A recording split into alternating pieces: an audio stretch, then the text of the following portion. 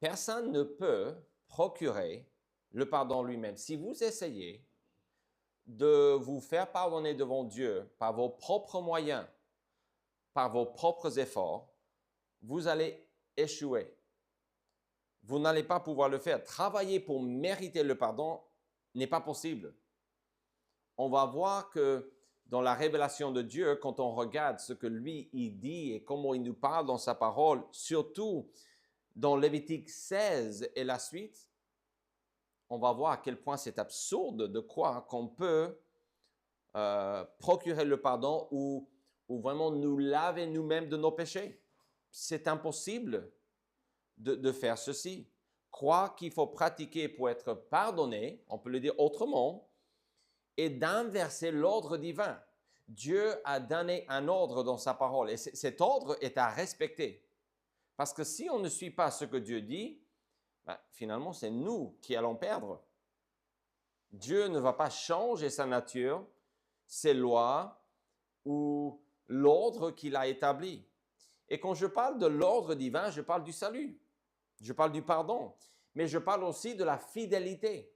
Si on veut résumer Lévitique 16 à 20, on peut le faire facilement. Comment? La foi et la fidélité.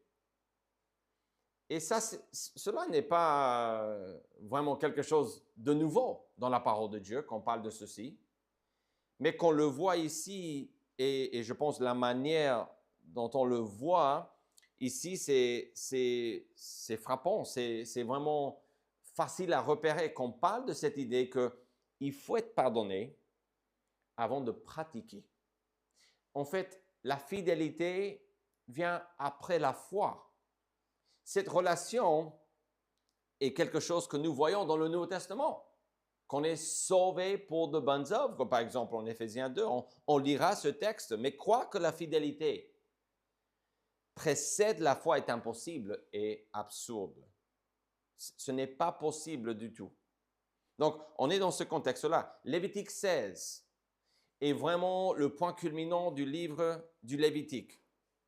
Ici, dans ce chapitre, on nous donne des images et on nous donne la façon ou le rituel, si on veut rester dans le contexte de ce livre, on nous donne la cérémonie, la fête qu'il faut pour symboliser, pour illustrer le pardon que Dieu offre à tous. Alors ici, quand on dit à tous, on est dans le contexte des Israélites ou du camp, ok? Parce que ici, c'est offert pour le peuple de Dieu et ceux qui se sont attachés au peuple de Dieu.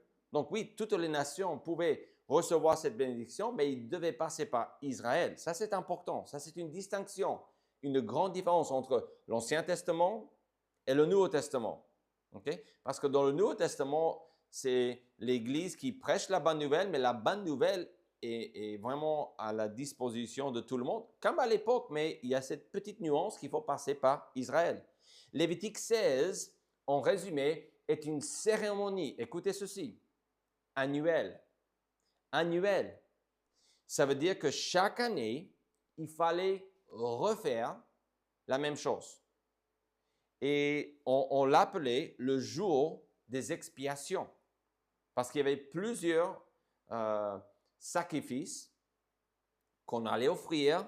Pourquoi? Pour avoir le pardon? Ben, techniquement, oui, mais techniquement, non. Parce qu'on dit dans le Nouveau Testament qu'en fait, c'est impossible qu'on puisse avoir le pardon par le sang des animaux. Okay? Mais les animaux et les sacrifices et ce jour d'expiation qu'on a ici illustrent le pardon qui va venir. Souvenez-vous qu'on est dans l'attente du Messie ici dans l'Ancien Testament.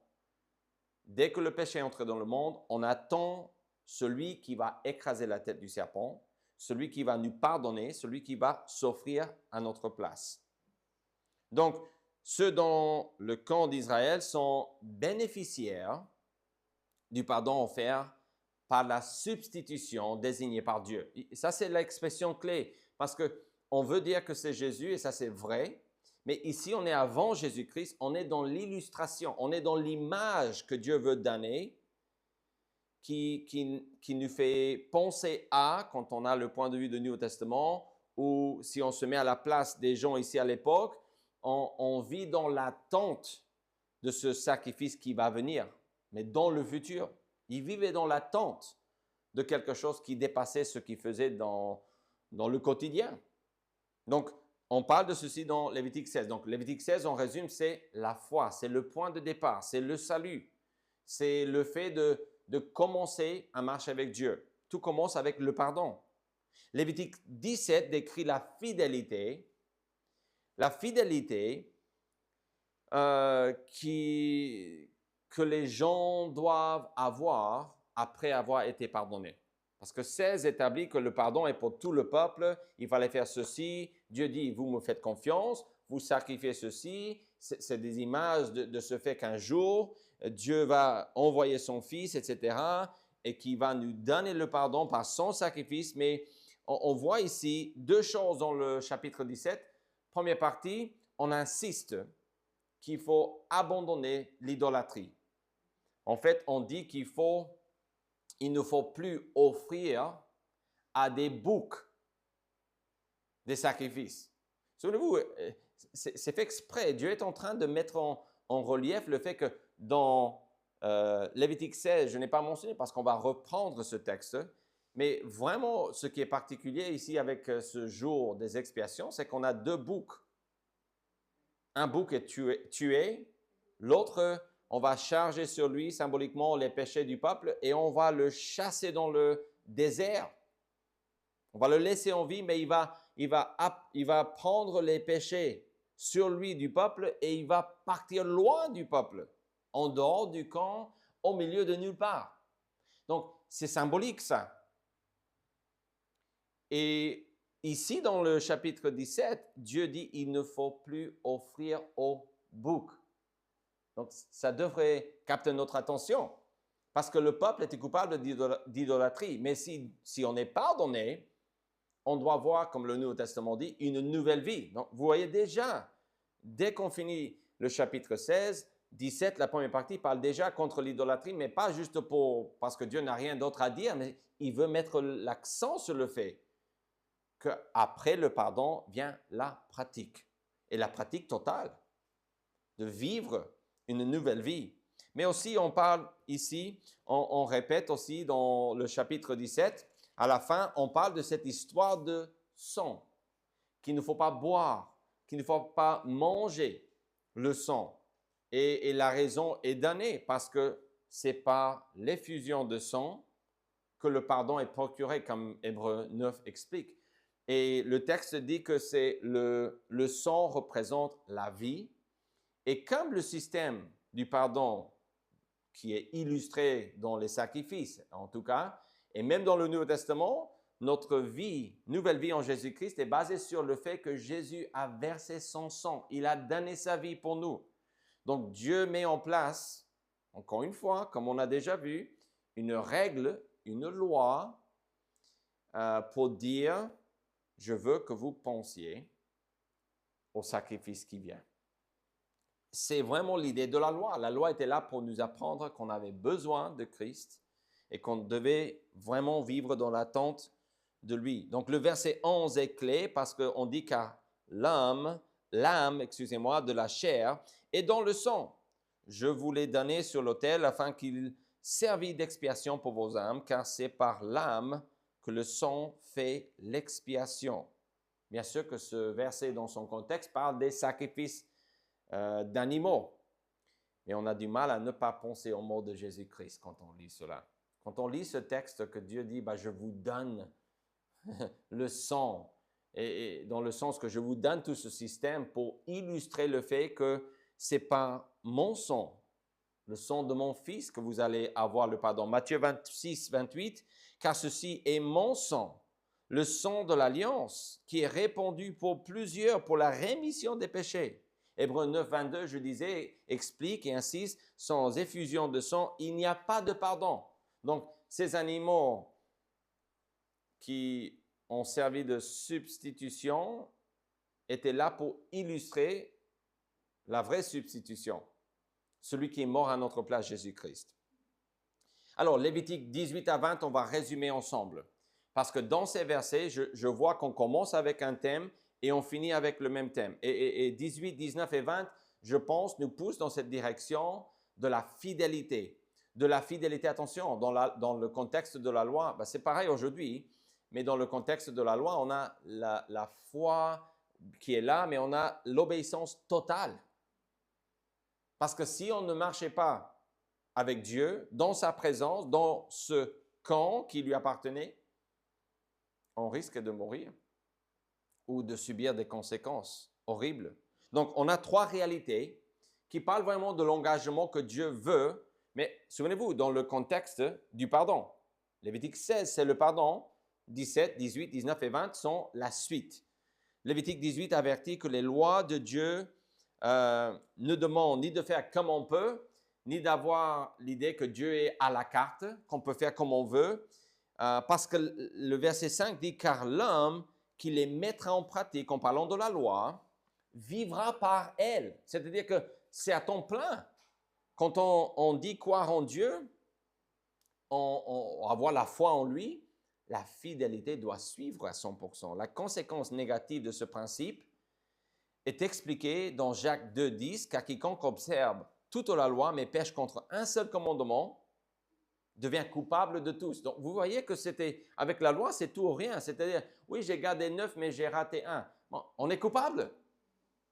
Et encore une fois, attention, on ne va pas explorer ce thème aujourd'hui, mais je veux que ce soit clair avant d'avoir des gens qui vont peut-être dévier dans un endroit où il ne faut pas.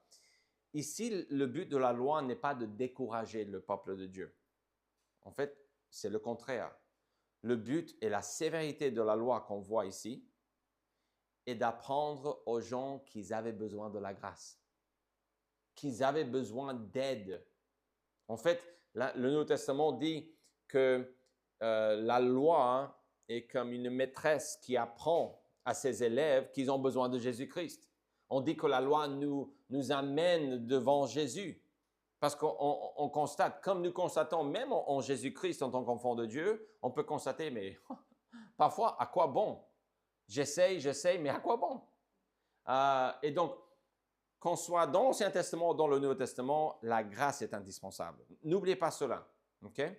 Donc, 18 parle de cette idée-là, la fidélité absolue est demandée. L'idée n'est pas que Dieu n'a pas de grâce, c'est le contraire. Dieu, tout au long de cet échange avec son peuple, il fait preuve de grâce parce qu'il dit, il faut faire ça, le peuple dit, on va le faire, et puis, veau en or, ou le veau d'airain, va être construit pendant que Dieu se révèle sur la montagne. Et ce n'est pas la première chose. On a ici, on a déjà parlé de ceci, dans Lévitique 10, il y a 2 prêtres qui vont faire n'importe quoi au milieu de la tente. Ils vont sacrifier un feu que Dieu n'a pas demandé, et ils vont faire, mais dans le meilleur des contextes, ils vont faire n'importe quoi. Donc, il y a énormément besoin de grâce. Mais parfois, Dieu intervient et tue les gens qui font des choses contre sa volonté. Donc, ça on voit vraiment que Dieu demande, vraiment la loi demandait tout de ceux qui voulaient vivre par la loi. Lévitique 19 explique que c'est l'appartenance à Dieu d'une personne. En fait, si vous lisez Lévitique 19, vous allez voir, j'ai compté plus ou moins 15 fois dans ce chapitre qu'on dit « Je suis l'Éternel, votre Dieu, je suis l'Éternel, votre Dieu. Ton Dieu, je suis l'Éternel. Ton Dieu, je suis l'Éternel. Je suis l'Éternel. Je suis l'Éternel. Je suis l'Éternel, votre Dieu. » Et bon, je ne vais pas lire chaque fois 15 fois, mais 15 fois dans ce chapitre. On mentionne 2 fois cette idée de votre Dieu et je suis l'Éternel dans le chapitre 18, mais 19 éclate avec cette idée. Pourquoi? Parce qu'on parle de l'appartenance, d'appartenir à Dieu. Dans le contexte de Lévitique 16, on a le pardon qui est procuré une fois chaque année. Bien sûr, il fallait renouveler parce qu'en fait, il ne fallait pas oublier que le Christ, il allait venir, mais contrairement à cette idée de annuellement ou chaque année, il allait venir une fois pour toutes, n'est-ce pas? Mais tant qu'il n'est pas là, comme sauveur, il devait renouveler. C'était une fête. Le jour des expiations était chaque année. Mais chapitre 19 met l'accent sur cette phrase pour dire que ce que Dieu désire est vraiment une nouvelle identité pour ses enfants. qu'on soit, comme le Nouveau Testament dit, de nouvelles créatures. Donc, pour moi, l'appartenance à Dieu, le fait qu'on est à lui, il est notre Dieu, mais on est ses serviteurs, est vraiment ce que le chapitre 19 veut mettre en évidence. Finalement, Lévitique 20 met l'accent sur la désobéissance. Si vous regardez ce chapitre, moi j'ai mis énormément de points d'exclamation parce qu'on va répéter que quelqu'un va être lapidé. On parle de salir le sanctuaire ou profaner le nom saint de Dieu. On parle de retrancher quelqu'un du milieu de son peuple. Retrancher, on parle de sera puni de mort. Elles seront mises à mort, leur sang retombera sur elles. Fois après fois après fois, dans ce chapitre, on met l'accent sur cette idée que vraiment il y a des conséquences quand on ne marche pas avec notre Dieu. Okay? Et sévère. Souvenez-vous, on est dans le contexte de la loi. La loi était sévère parce que la loi reflète Dieu, sa nature.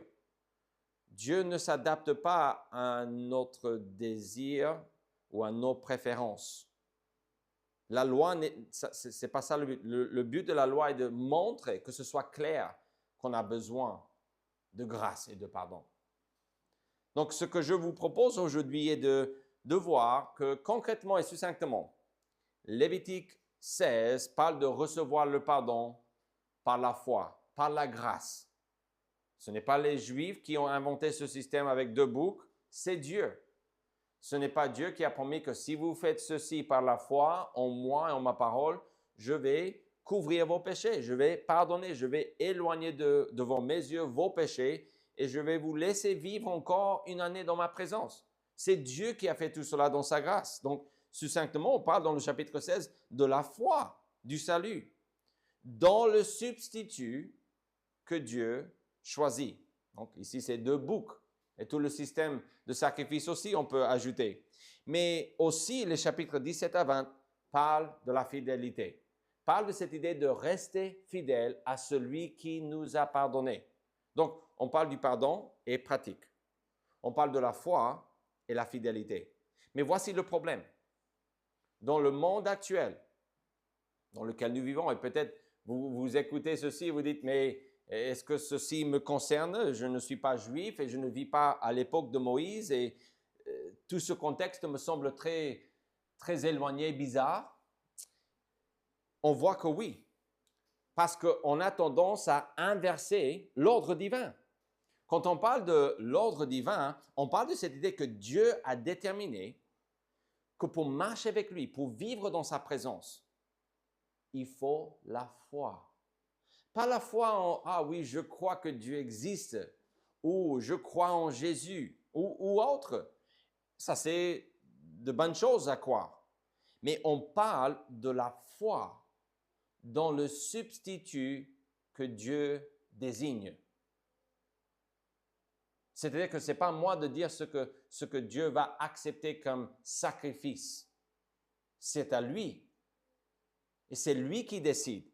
Non seulement c'est lui qui décide ce qui satisfait la demande du Père pour le pardon, ok? Ici, c'est des animaux, mais on va voir que vraiment, c'était juste pour illustrer l'agneau de Dieu qui ôte le péché du monde. Okay? Souvenez-vous, la loi, c'est ça.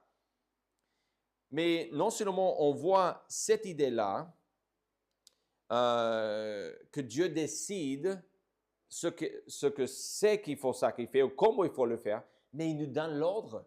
C'est-à-dire que Dieu ne nous demande pas de pratiquer avec le but d'un jour vraiment de procurer le pardon. Il ne nous dit pas non plus d'essayer d'être fidèle pour un jour trouver le pardon par la foi. Et ça, c'est ce que les gens font. Par exemple, on reviendra sur ceci à la fin, mais souvent, on croit que soit Dieu va pardonner tout le monde, juste parce qu'il est amour, que c'est comme ça, il est obligé, ou on va dire qu'à la fin de ma vie, si j'ai fait plus de bien que de mal, tout ira bien. Mes chers amis, ça c'est plusieurs problèmes. C'est pas vrai et on mélange un petit peu l'ordre divin de Dieu dans cette idée-là. Donc, on parle ici de l'ordre divin. La fidélité, on va le dire comme ça, la fidélité découle de la foi. C'est que la foi est le point de départ, comme la pratique découle du pardon. Beaucoup ont un système religieux qui n'est pas tout est accompli. Ils ont plutôt tout est à faire. Jésus sur la croix a dit tout est accompli. C'est-à-dire, j'ai fait tout le nécessaire pour procurer le pardon. Je suis le sacrifice que le Père demande. Je me suis offert à votre place. Et par la foi en moi, tout est accompli. Bien sûr qu'il faut se repentir et croire en lui. On ne peut pas le rejeter comme cadeau et l'avoir. Ce n'est pas l'universalisme ici, le fait que tout le monde va être sauvé. C'est uniquement ceux qui, par la foi et la repentance, vont accepter ce cadeau.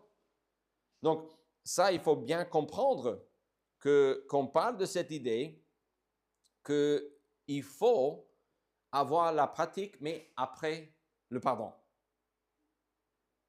Vous me direz, mais si quelqu'un n'est pas un enfant de Dieu, mais qui font de bonnes choses, est-ce que ça, c'est une mauvaise chose? Non, pas en soi. Je préfère que les gens non-croyants fassent de bonnes choses que de mauvaises choses, et vous aussi.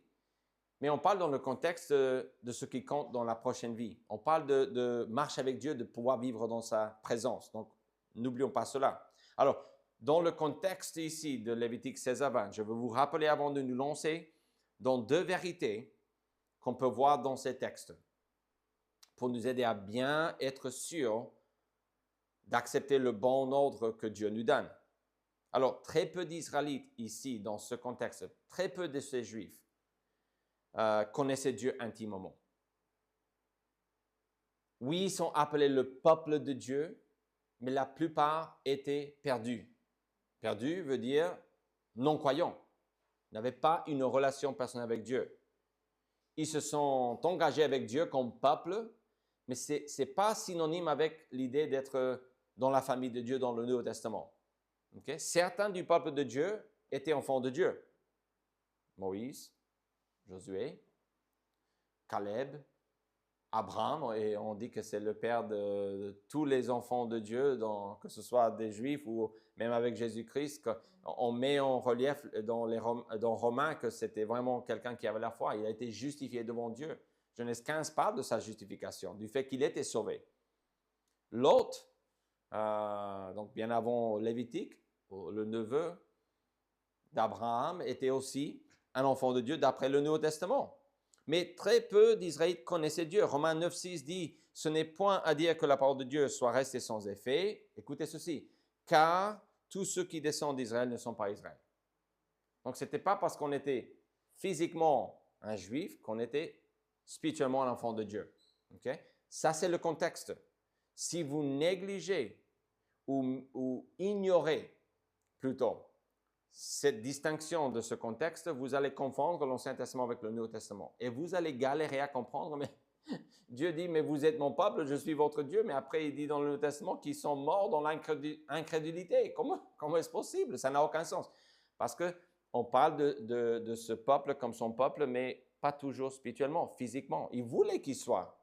Mais c'était à eux de choisir le pardon, de croire et puis de vivre cette nouvelle vie. Donc, ne méprisons pas le contexte. Souvenons-nous que dans notre parcours de la Genèse, nous avons parlé de la lignée du Messie. Est-ce que vous vous souvenez de cela? On a parlé de cette idée dans Genèse 5 que les gens vivaient dans l'attente du Messie.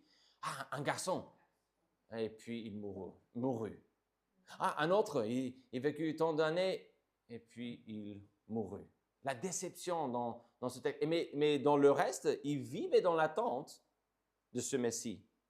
Cette ligne éventuellement est attachée à Israël et c'est quelqu'un de la famille d'Abraham qui va être cette bénédiction, qui va être cette source de bénédiction, parce que Genèse 12 dit qu'en toi, Abraham, quelqu'un de ta famille, toutes les familles de la terre seront bénies. Donc là, la lignée du Christ vient s'installer dans la famille d'Abraham. Donc on sait qu'on s'attend à un juif. Mais cela ne veut pas dire que parce qu'on est enfant d'Abraham physiquement, on est enfant de Dieu. Il faut distinguer cela. Donc attention, quand Dieu dit qu'Israël est son peuple, ce n'est pas avec le même poids, ça n'a pas le même sens que le Nouveau Testament. OK? Une fois, on a parlé avec, j'ai parlé avec quelqu'un de notre église qui justement a posé cette question. Et ce n'est pas aujourd'hui actuellement dans les enfants, on parle beaucoup d'Israël, des Juifs, des Israélites, de cette nation. Et on se demande, mais comment est-ce possible que ce soit le peuple de Dieu qui fasse cela? Ben, ce que je viens de vous dire est l'explication. Ils ne sont pas tous enfants de Dieu. En fait, la plupart aujourd'hui ne le sont pas. Okay? La plupart. Et c'était pareil à l'époque de Moïse, malheureusement. Donc, il faut bien retenir ceci. Ceci dit, voici deux vérités. Okay? Aujourd'hui, le prêche, c'est ça. Ensemble, on va essayer de voir ceci. Il y a deux vérités que Dieu apprenait à son peuple dans Lévitique 16 à 20. Deux vérités. J'ai déjà mentionné, mais la première vérité est tout simplement que la foi est le point de départ. Dans notre relation avec Dieu, en tant que ses créatures, la seule façon de vivre avec lui est en commençant par la foi. Hébreu dit, il faut croire que Dieu existe et qu'il est le rémunérateur de ceux qui le cherchent. Qu'est-ce que cela veut dire? Quelle est l'importance de cette idée qu'il est rémunérateur de ceux qui le cherchent? Ben, je pense qu'on a une application, on a une image de la foi. La foi est le point de départ. Lévitique 16 met ceci en avant. Je vous ai dit que chapitre 16, c'est le point culminant. On parle de beaucoup de différents sacrifices et ce n'était pas toujours pour avoir le pardon. On a cette idée que vivre dans la présence, physiquement dans la présence de Dieu. À l'époque, c'était physiquement dans sa présence. Il habitait. Le tabernacle ne pouvait pas le contenir, mais il dit que sa gloire demeurait là, remplissait le tabernacle. Et donc, vivre dans ce camp était vraiment d'être sur une terre qui était sainte. Donc, beaucoup des lois, quand on parle d'être pur ou impur, souvenez-vous, on ne parle pas systématiquement d'être dans le péché ou pas dans le péché. Pur et impur ne veut pas toujours dire cela. On a vu cela en parlant des animaux, vous vous souvenez, avec les animaux qui étaient purs et impurs, et puis quand on arrive au Nouveau Testament, Dieu dit à Pierre, bah, tu peux tout manger en fait. Parce que moi j'ai purifié, j'ai sanctifié, mais en soi, les animaux n'étaient pas pires ou mieux que les autres. Alors, je dis ça, mais il est vrai que si vous m'offrez un hamburger ou des escargots, je vais prendre l'hamburger, ok? Mais je veux dire, spirituellement, les animaux ne sont pas pécheurs. Okay? Donc, c'était une façon d'illustrer le fait que pour vivre dans la communauté de Dieu, il y avait des choses qui devaient changer dans le quotidien. Et c'était symbolique pour cette idée que Dieu est à part. Donc, Dieu a donné tout un système à suivre pour que les Juifs comprennent. Nous aussi, on doit vivre différemment. On doit vivre comme Dieu le veut. Dans Lévitique 16, ce qui est clair est que le pardon n'était pas mérité. C'est Dieu qui donne l'ordre de sacrifier des animaux. On voit que c'est une grâce offerte à tout le monde. Alors, regardons Lévitique 16 rapidement. Si vous lisez ce chapitre, un mot qu'il faut entourer est le mot « pour ». Le mot « pour » désigne dans un contexte, dans un certain sens, les coupables. En fait, parce qu'on voit ici que ceux qui avaient besoin de pardon étaient, et j'ai une petite liste ici, on dit que les expiations étaient pour le sanctuaire. Donc vous dites, mais c'est pas, le sanctuaire n'a pas péché. Pour la tente d'assignation et pour l'autel. Donc ces trois exemples-là, on revient à l'idée de pur, impur. Le fait que les humains étaient là, ça veut dire qu'il fallait purifier aussi l'endroit où Dieu habitait. On a sanctifié les prêtres, les sacrificateurs, en versant du sang, parfois de l'huile sur eux.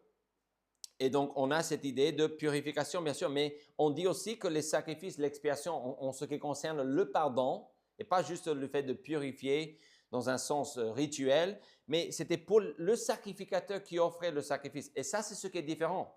Ici, le souverain sacrificateur ou celui qui avait, on dit dans le Nouveau Testament, le souverain sacrificateur dans d'autres textes, ou le grand prêtre parfois, certaines versions de la Bible, Mais c'était Aaron. Il n'y avait qu'un seul qui occupait cette place. Jusqu'à sa mort, il occupait cette place. Et lui, il devait offrir un sacrifice de pardon pour lui avant de pouvoir offrir pour le peuple. Mais Jésus n'a pas dû faire ceci. Et Jésus s'est offert une fois pour toutes. Ce n'était pas annuel comme ici dans cette cérémonie du jour d'expiation, des expiations plutôt. Donc, c'était pour le sacrificateur, c'était pour les autres sacrificateurs. On dit aussi dans le verset 11, c'est pour sa maison. Donc, il offrait pour lui, il offrait pour sa maison, il offrait pour le peuple aussi. Ça, c'est le dernier groupe. Donc, pour, à chaque fois, on dit pour. Tout au long de ce chapitre, pour dire quoi? Bah, que le pardon était nécessaire pour tout le monde. Même celui qui offre le sacrifice qui symbolisait le pardon. Les deux boucs, mais vraiment ce qui est particulier ici, quand on compare ceci avec les autres offrandes dans Lévitique 1 à 5, si vous vous souvenez, on a parlé de plusieurs différents offrandes, pas toutes les offrandes, mais on a vu plusieurs qui sont mentionnés là. Ce qui est différent ici, qu'on a deux boucs qui, écoutez ceci, qui illustrent le pardon, qui donnent une image du pardon qui allait venir en Jésus-Christ. Lévitique 16, écoutez ce que la parole de Dieu dit dans les versets 5 à 9. Il recevra de l'assemblée des enfants d'Israël 2 boucs pour le sacrifice d'expiation et un bélier pour l'holocauste. Aaron offrira son taureau expiatoire et il fera l'expiation pour lui et pour sa maison. Donc il fallait que lui, il ait le pardon avant d'offrir. Il prendra les 2 boucs et il les placera devant l'Éternel à l'entrée de la tente d'assignation. Aaron jettera le sort sur les 2 boucs, un sort pour l'Éternel et un sort pour Azazel. Aaron fera approcher le bouc sur lequel est tombé le sort pour l'Éternel et il offrira un sacrifice d'expiation. Donc, on a un bouc qui va mourir. Ça, c'est l'idée pour illustrer le pardon. Pourquoi? Souvenez-vous, il faut du sang. Il faut un substitut. Il faut que quelqu'un meure à ma place pour que je puisse être pardonné. Lévitique 17 reprend cette idée. C'est pour ça qu'on a l'interdiction de boire ou de manger le sang. Parce que le sang était réservé à l'expiation. Donc, quand quelqu'un mourait, un animal, quand on tue un animal, même en dehors des sacrifices pour le manger, le sang devait être versé dans la terre, couvert, et c'est fini. On peut manger, mais la bête a donné sa vie, entre guillemets, pour que nous puissions continuer à vivre. Le fait qu'on tue des animaux dans le contexte de la Bible, dans n'importe quel contexte, dans Genèse, ici en Lévitique, on parle de cette idée qu'il y a quelqu'un qui meurt pour que quelqu'un d'autre puisse vivre. C'est la base. Mais le deuxième bouc, donc on parle du sacrifice pour illustrer le pardon, mais le deuxième bouc, on va dire plutôt renvoi. On a le renvoi total pour illustrer le pardon. Regardez le verset 10. Il dit, « Et le bouc sur lequel est tombé le sort pour Azazel. » Donc ça, c'est un mot ils ont mis en majuscule qui semble un peu bizarre. Il y a beaucoup d'études qu'on a fait par rapport à ceci. Dans le contexte de Lévitique 16, on n'a pas besoin d'aller creuser dans la misère. J'ai creusé cette semaine pour vous. Et c'était intéressant, mais ce qu'on revient pour l'explication d'Azazel, c'est une façon de dire renvoi total. En fait, il y avait un bouc qui restait là, qui allait mourir, qui donnait sa vie. Il y avait un autre qu'on posait les mains dessus. Il allait partir, il était renvoyé, en fait, accompagné par un prêtre désigné qui l'amenait loin du camp, dans le désert, et on l'a abandonné. Et c'était cette idée pour illustrer, comme on dit dans les psaumes, quand nos péchés sont éloignés, comme l'Est est éloigné de l'Ouest, ainsi nos péchés sont éloignés de nous ou enlevés de nous. Juste pour que ce ne soit pas vraiment mystérieux, mais clair, pensez à Jean 1, 29. « Voici l'agneau de Dieu qui ôte le péché du monde. » Loin. On dit dans les lettres du Nouveau Testament qu'il a porté sur lui nos péchés. On l'a chargé, il s'est chargé lui-même. Donc, il a donné sa vie, oui, il est mort. Mais en fait, le deuxième bouc, il sert à illustrer cette idée que non seulement il y avait quelqu'un qui a donné sa vie pour nous, mais on veut aussi faire comprendre aux gens que ce jour des expiations étaient pour comprendre, vos péchés ne sont plus là. Je les enlève. C'est Dieu qui fait cela. Ce n'est pas Aaron. Ce n'est pas l'idée de Moïse.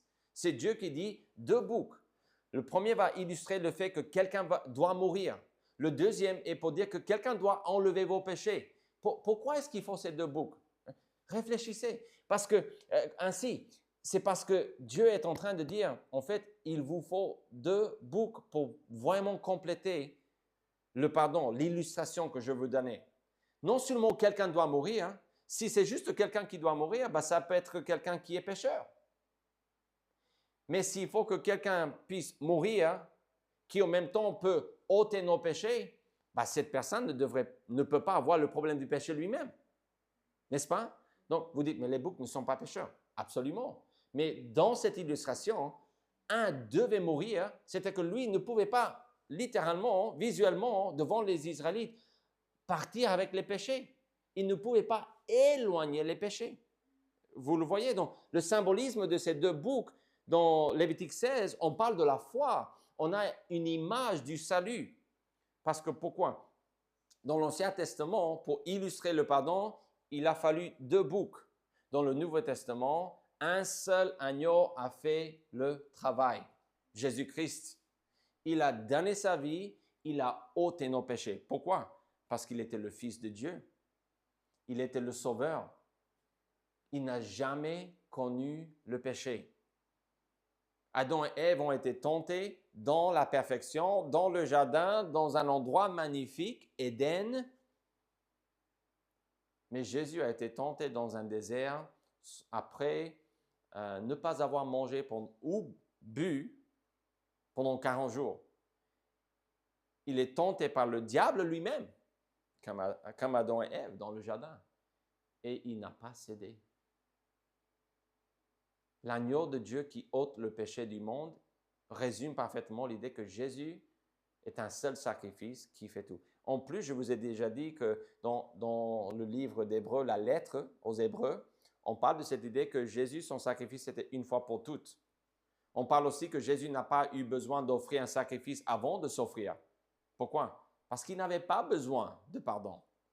Vous voyez, donc, deux boucs pour illustrer le pardon, mais Jésus, un seul sacrifice, illustre le pardon parfaitement. Donc, le renvoi total. Regardez, ou écoutez, excusez-moi. Lévitique 16, 21 à 22. Aaron posera ses deux mains sur la tête du bouc vivant et il confessera sur lui toutes les iniquités des enfants d'Israël et toutes les transgressions par lesquelles ils ont péché. Il les mettra sur la tête du bouc, puis il le chassera dans le désert à l'aide d'un homme qui aura cette charge.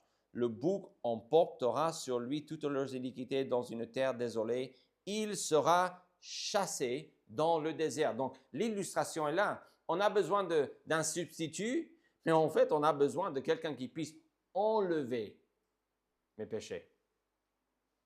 Enlever, enlever, enlever. Le fardeau de mon péché est enlevé.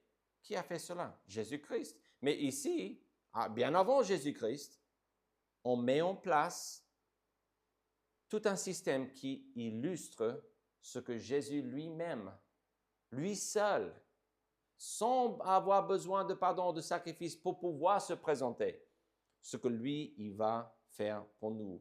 Deux boucs chaque année pour illustrer que le pardon vient comme cadeau de Dieu par la substitution qu'il désigne. Okay? Ça, c'est le point culminant de ce livre. C'est le plus important. Dans le Nouveau Testament, une seule et unique mort ou personne a suffi, une fois pour toutes, pour pouvoir le pardon pour tout le monde.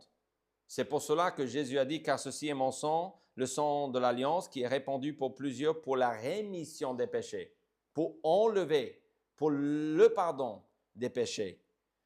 Jean 1, 29, je vous ai déjà dit, mais Jean identifie Jésus comme l'agneau de Dieu qui ôte le péché du monde. Lévitique 17, 11 dit, car l'âme de la chair est dans le sang. C'est par l'âme que le sang fait l'expiation. Il faut que quelqu'un meure. Hébreux 9, 22 dit, sans effusion de sang, il n'y a pas de pardon. Tous ces textes nous aident à comprendre la première vérité, que le point de départ est la foi. Des systèmes religieux qui avancent qu'il faut faire pour être n'ont rien compris dans la parole de Dieu. Ils inversent l'ordre divin. Jésus dit, tout est accompli. Ce que je demande est la foi et l'obéissance. Repentez-vous et croyez à la bonne nouvelle, était le message de Jésus. La deuxième vérité qu'on voit ici est que la fidélité est la suite. Alors, l'ordre de Dieu est tel qu'on commence par la foi, mais attention, on continue par la fidélité ou avec la fidélité. Les sacrifices demandaient l'obéissance des adorateurs. Bon, il fallait faire comme Dieu a dit de faire. Il fallait le faire dans le bon ordre. Il fallait comprendre, oui, mais pas pour procurer le pardon. L'obéissance n'est pas... L'idée des sacrifices n'était, si vous faites tout cela et que vous le faites pour toujours, vous pouvez être sauvé. Abraham n'a pas été justifié comme ça. Il a cru en Dieu et Dieu lui a donné sa justice. Genèse 15. Comment est-ce possible que quelqu'un soit sauvé avant la loi? Est-ce que Dieu a changé les règles? Absolument pas. La foi est nécessaire. Il fallait faire ce que Dieu demande. Mais il y a une grande partie de ce livre de Lévitique, la plupart, on parle de ce que les gens faisaient tous les jours pour rester en communion avec Dieu. Pas nécessairement pour être sauvé. Pour le salut, il faut croire que Dieu a un substitut et que le substitut qu'il désigne est assez. C'est tout ce que Dieu voulait qu'ils comprennent. Lévitique 17 à 20 nous est donné, mais attention, dans le contexte du pardon reçu. Quand on recevait le pardon dans Lévitique 16, alors 17, 18, 19 et 20 vont prendre la relève et vont nous aider à comprendre comment vivre cette nouvelle vie de pardon. Comme Dieu nous a pardonné, ici dans le contexte, pendant 1 an, on va pouvoir s'approcher de lui. Et voici ce que Dieu veut.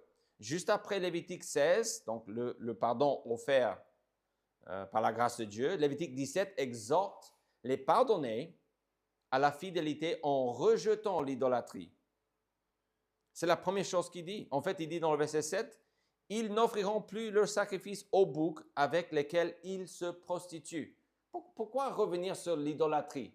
Il paraît que Dieu, il aime parler de l'idolâtrie. Parce que dans le contexte du pardon, si on a été pardonné, si on a reçu le sacrifice de Jésus-Christ, on n'a plus à sacrifier à d'autres idoles ou aux faux dieux. Donc, il insiste, écoutez, si vous êtes pardonné, votre vie doit changer. On ne vit plus. Le Nouveau Testament le dit de cette manière. Qu'en Christ, on est de nouvelles créatures. On a une nouvelle vie. Et donc, ça, c'est ce qu'on voit ici.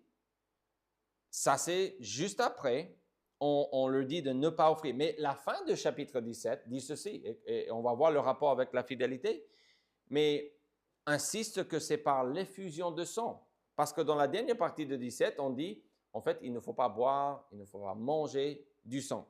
C'est interdit parce que ça, c'est l'image que je vous donne pour dire comme ça qu'on peut être sauvé, que quelqu'un va donner sa vie pour vous, à votre place. Donc, ces deux choses, donc je pense qu'il parle de la fidélité absolue en disant, on ne va plus offrir aux idoles, aux boucs, mais on va offrir juste à Dieu. Et puis on rappelle, on insiste que c'est parce que le pardon vient par la mort dans ce contexte d'un animal à notre place. Lévitique 18 dit ceci, verset 5, pour résumer, « L'homme qui les mettra en pratique vivra par elle. » Cette expression, « l'homme qui les mettra en pratique », en parlant des ordonnances et des lois de Dieu, vivra par elle, vraiment, est vraiment preuve de la sévérité de la loi. Parce que ce qu'il est en train de dire, c'est si vous êtes quelqu'un qui accepte la loi de Dieu, les sacrifices et tout ce que Dieu dit, vous êtes quelqu'un qui est attaché à la loi de Dieu, ça doit être votre identité. Vous devez vivre par ces choses. Donc, on parle de la fidélité comme la suite dans ces exemples. On parle de cette idée d'être absolument donné au Seigneur. Et ça, c'est ce qu'on dit ici qui est un peu choquant. Mais dans le Nouveau Testament, on a lu dans le livre de Jacques que si on obéit tous sauf une loi, on est coupable de tous. Vous dites, mais ça n'a aucun sens. C'est pour dire que la loi, ce n'est pas faites de votre mieux. Ce n'est pas Dieu est à la carte, vous pouvez faire ça, mais pas ça. Ça, c'est ce que nous voulons faire. Ben, je suis d'accord pour faire ça, Dieu, mais ça, jamais de ma vie. Mais sous la loi, ça, ce n'était pas possible. C'est sévère. Et vous dites, mais c'est quoi cette idée? C'est pour montrer que si on est pardonné, et on doit suivre ça avec de la pratique. Notre vie doit changer. Lévitique 19 explique que c'est notre appartenance à Dieu ou l'appartenance des Juifs à Dieu ou d'une personne qui est la motivation pour être fidèle. Souvenez-vous, ce chapitre parlait de cette idée que je suis l'Éternel votre Dieu. 15 fois, on répète cette phrase ou quelque chose de similaire. Dieu s'identifiait comme leur Dieu. Il s'identifiait comme l'Éternel, fois après fois après fois. Pourquoi? Pour le dire, si vous êtes pardonné, on est dans une relation intime. On est liés l'un à l'autre. Et moi, je ne vais pas changer. Vous devez changer. Vous devez vous adapter à moi. Au moins 15 fois dans le chapitre 19, il emploie cette phrase pour dire qu'il désire que les gens qui sont pardonnés pratiquent la foi qu'ils ont confessée. Finalement, dans Lévitique 20, on met l'accent sur la désobéissance. Souvenez-vous, c'est le chapitre que je vous ai dit dans le petit résumé qu'on a essayé de faire ensemble, que j'ai mis beaucoup de points d'exclamation ici dans ce texte que j'ai marqué, parce qu'ici, on a beaucoup d'avertissements. Des gens qui étaient dans la présence de Dieu depuis ce jour d'expiation, des expiations, vous vous souvenez, depuis ce jour qu'on a expliqué le pardon, tout le monde n'a pas accepté ce pardon. Mais grâce à cette cérémonie, ils pouvaient toujours rester dans le camp une année de plus. Mais Dieu a dit, je sais qu'il y a des gens dans le camp qui ne veulent pas vivre pour moi. Ce n'est pas dans le Nouveau Testament que Dieu découvre, finalement, ce n'est pas chaque enfant d'Abraham physiquement qui est un enfant de Dieu spirituellement. Wow, si j'avais su ça avant, wow. Non, Dieu n'est pas en train de découvrir des choses. Il nous dit cela pour nous aider à comprendre l'Ancien Testament. Mais il faut comprendre que le chapitre 20 met vraiment l'accent sur la désobéissance. Et il y a toute une liste des gens qui vont mourir pour des raisons. Et vous lisez ce chapitre, vous allez être, je pense, dans la plupart des cas, vous allez être d'accord avec la punition. Mais parfois, on est un peu choqué. Mais la réalité, quand on est choqué avec cette idée que Dieu intervient et tue quelqu'un ou demande qu'on tue quelqu'un, il faut comprendre que Dieu voit le cœur. Dieu comprend l'ensemble de la personne. Et Dieu est saint. C'est l'idée de ce livre.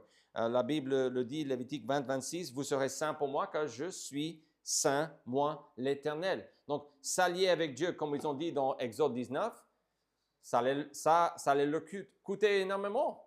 Et c'était ça la leçon. Donc, on parle ici de cette idée de conséquences.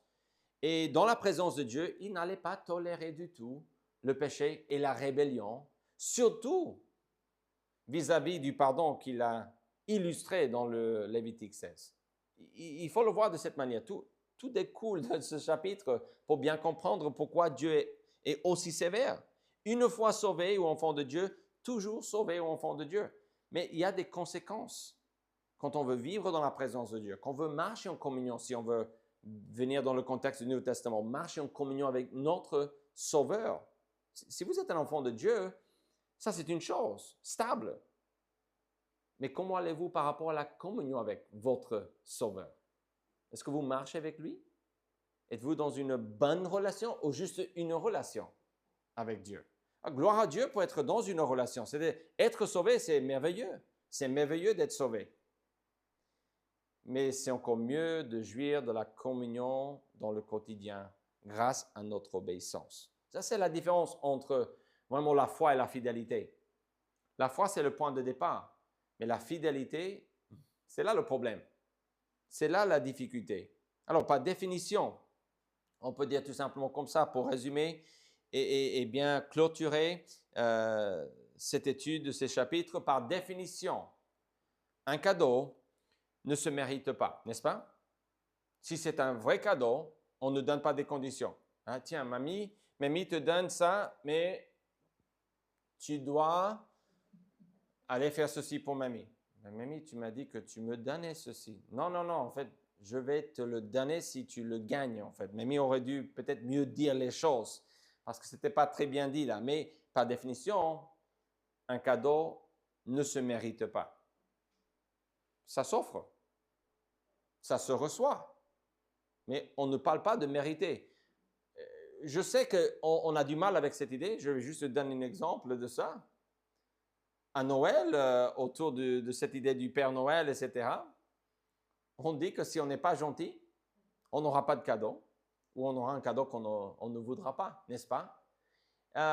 Et je sais que ça nous fait rigoler un petit peu, mais je pense que ça illustre quelque chose dans la nature humaine, qui est cette idée qu'en fait, on a du mal à vraiment croire qu'il y a de bonnes choses qui sont juste offertes parce que Dieu est bon, ou parce que quelqu'un nous aime. Mais la réalité est que parfois, quand mes enfants font des choses qu'ils ne devraient pas, parfois, au lieu d'enlever des choses, parfois je donne quelque chose. Pourquoi? Pour illustrer la grâce de Dieu. Vous voyez, pour montrer que non, tu ne le mérites pas, mais je te le donne parce que je t'aime. Ça, c'est exactement ce que Dieu est en train de faire ici. Ça, c'est le salut. Donc, par définition, un cadeau ne se mérite pas, on doit le recevoir. Ça, c'est la grâce. Il est impossible de procurer le pardon. Et impossible de gagner la faveur de Dieu. Et pas besoin. Il nous l'offre. Il nous l'offre. L'ordre divin est d'accepter le cadeau du pardon que Dieu offre à tout le monde. Il offre sa grâce par la substitution qu'il désigne. Alors, dans l'Ancien Testament, le pardon était procuré quand il faisait exactement ce que Dieu demandait par rapport au bon sacrifice. Mais c'était symbolique pour le sacrifice qui venait dans le futur. N'essayez pas de mériter le pardon de Dieu. N'essayez pas. Ne perdez pas votre temps à essayer d'être assez bon pour avoir Dieu comme sauveur. Pourquoi? Acceptez-le. Il vous offre une place dans sa famille par sa grâce, par le sacrifice de Jésus, son Fils qui est venu, qui voulait nous sauver et qui peut nous sauver parce qu'il est mort et il est ressuscité. Et puis, quand vous avez tout ça dans le bon ordre, après, oui, il faut vivre une vie de gratitude pour la grâce de Dieu, absolument. Mais il faut respecter l'ordre divin. Face à ces vérités, nous devons faire attention. Nous devons veiller à éviter deux erreurs majeures. Il y a deux erreurs majeures. Première erreur, l'illusion de pouvoir acheter le pardon par nos efforts. On a déjà mentionné ceci. Dans le contexte de Lévitique, c'est de croire que le pardon offert était à gagner. Cette erreur est de placer Lévitique 17 à 20 avant Lévitique 16. Mais ce qu'on voit fois après fois dans l'échange de Dieu avec son peuple, avec les Israélites, les Juifs, est que Dieu intervenait avec sa grâce. Même quand ils ne faisaient pas ce qu'ils ont dit qu'ils allaient faire, même quand ils n'ont pas respecté sa parole, il intervient, il pardonne gracieusement et il leur donne une opportunité pour faire quoi? Pour gagner la faveur? Non, pour illustrer la faveur de Dieu, pour illustrer comment Dieu va sauver le monde. Tous les sacrifices étaient ça. Ce n'était pas qu'ils les faisaient pour avoir, c'était quand ils les faisaient par la foi que ça comptait. Quand ils comprenaient qu'il faut quelqu'un qui puisse mourir à ma place et ôter mes péchés. Quand ils vivaient dans l'attente du Messie, c'était à ce moment-là qu'ils avaient le salut. Car ce n'est pas la grâce que vous êtes sauvés par le moyen de la foi. Et cela ne vient pas de vous. Pourquoi est-ce que cela ne vient pas de moi, d'après Éphésiens 2, 8 à 10? Parce que c'est le don de Dieu. C'est une grâce. Ce n'est point par les œuvres afin que personne ne se glorifie. Qui c'est qui va être glorifié pour le salut des pécheurs? Dieu et Dieu seul. Pourquoi? Parce que c'est lui qui sauve. C'est lui qui offre. C'est lui qui a tout fait pour que n'importe qui puisse l'avoir. C'est comme si vous économisez de l'argent pour acheter des cadeaux pour vos petits-enfants ou vos amis ou vos parents ou autres. Et quand c'est le moment de donner les cadeaux, vous les donnez et c'est à qui la gloire? C'est aux gens qui les reçoivent parce que regarde ce que j'ai, regarde ce que j'ai. Non, la gloire c'est à celui qui offre, à la personne qui a travaillé, à la personne qui a généreusement donné ces cadeaux. Ce n'est point par les œuvres afin que personne ne se glorifie. Mais l'ordre divin se trouve dans le verset 10. Écoutez-le. Car nous sommes son ouvrage, ayant été créés en Jésus-Christ pour de bonnes œuvres que Dieu a préparées d'avance afin que nous les pratiquions. Donc l'ordre c'est ceci. Si vous avez déjà été créé ou vous êtes né de nouveau, vous êtes sauvé, vous êtes dans la famille de Dieu, là vous avez été créé pour de bonnes œuvres. Foi, fidélité, pardon, pratique. Ça, c'est l'ordre divin. Deuxième erreur à éviter, l'illusion du pardon automatique. Je dois le mentionner parce qu'il y en a qui vont dire ou avancer, en fait, Dieu est amour, donc il va pardonner tout le monde.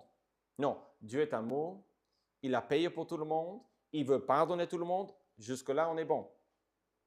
Il va, là, vous avez complètement effacé l'histoire de la Bible. Là, vous dépassez ce que la Bible dit. Ça, c'est pas dans la Bible. Jean 8, 24, Jésus-Christ lui-même dit ceci. C'est pourquoi, c'est pas comme si les paroles de Jésus dans la Bible ont plus d'importance que les autres. Tout est la parole de Dieu. Mais Jésus, comme témoin sur la terre, il a dit ceci clairement. C'est pourquoi je vous ai dit que vous mourrez dans vos péchés. Car si vous ne croyez pas ce que je suis, vous mourrez dans vos péchés. Alors, du point de vue de Jésus, est-ce qu'on pouvait être pardonné en refusant le pardon? Non.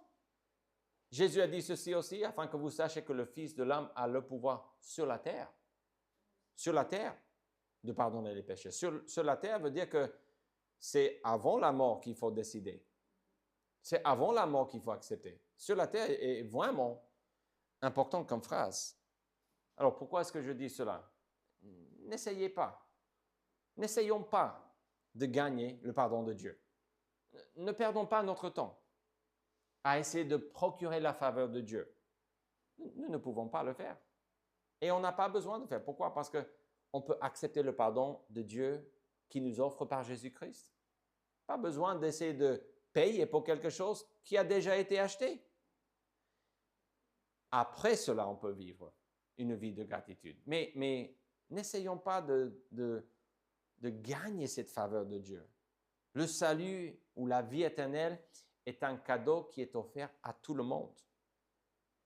On n'a pas besoin de la gagner, de faire de bonnes œuvres pour voir à la fin si j'ai fait assez pour que Dieu m'accepte. Non, absolument pas. La grâce de Dieu est plus grande que cela, mes amis. Plus grande que cela.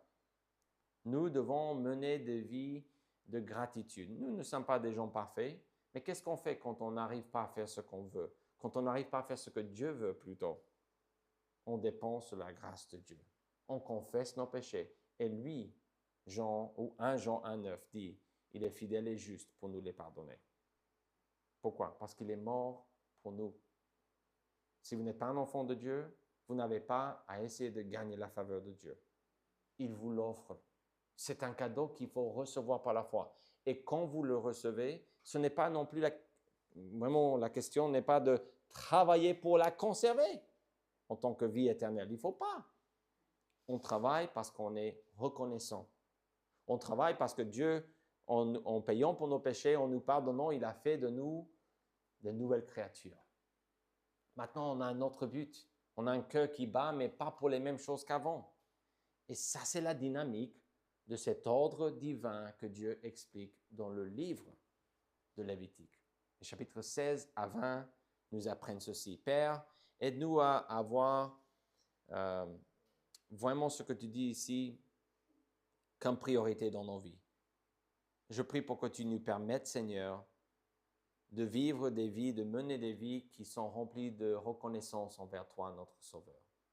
Je prie pour ceux qui ne te connaissent pas, pour qu'ils découvrent le repos que tu offres, le repos qui est que tu as déjà tout payé, tout est accompli, tout ce que tu demandes, et qu'on se soumette à toi, qu'on se mette à genoux, Seigneur, devant toi, humblement, et qu'on accepte par la foi, par la repentance, ce que tu nous offres par ton Fils Jésus-Christ. Au nom de Jésus, nous prions.